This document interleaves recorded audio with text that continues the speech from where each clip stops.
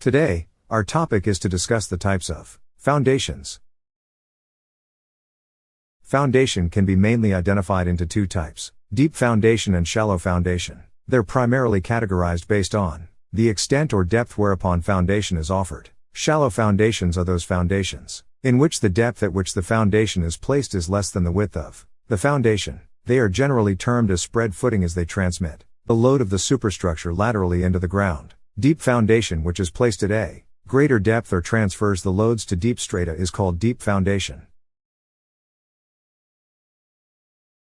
Now let me introduce what types of foundations or footings are included in the shallow foundations. It includes pad footing, combined footing, strap footing, strip footing, and raft footing. For pad footing, it should be circular, square, or rectangular slab of uniform thickness. Sometimes, it is step 2. Spread the load over a larger area. When the footing is provided to support an individual column, it is also called isolated footing and quad. For combined footing, it supports two columns as shown in the figure below. Where two columns are close together, it is sometimes necessary or convenient to combine their footings to form a continuous base. A combined footing is also provided when the property line is so close to one column that a spread footing would be eccentrically loaded when kept entirely within the property line. By combining it with that of an interior column, the load is evenly distributed. A combined footing may be rectangular or trapezoidal in plan. Trapezoidal footing is provided when the load on one of the column is larger than the other column.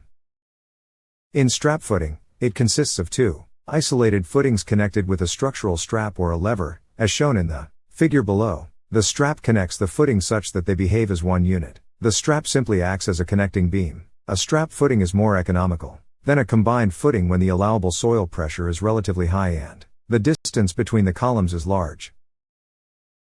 Strip footings are used under walls or under a line of closely spaced columns. Even where it is possible to have individual bases, it is often simpler and more economic to excavate and construct the formwork for a continuous base. On a sloping site, the foundations should be constructed on a horizontal bearing and stepped where necessary. At the steps, the footing should be lapped as shown in the figure.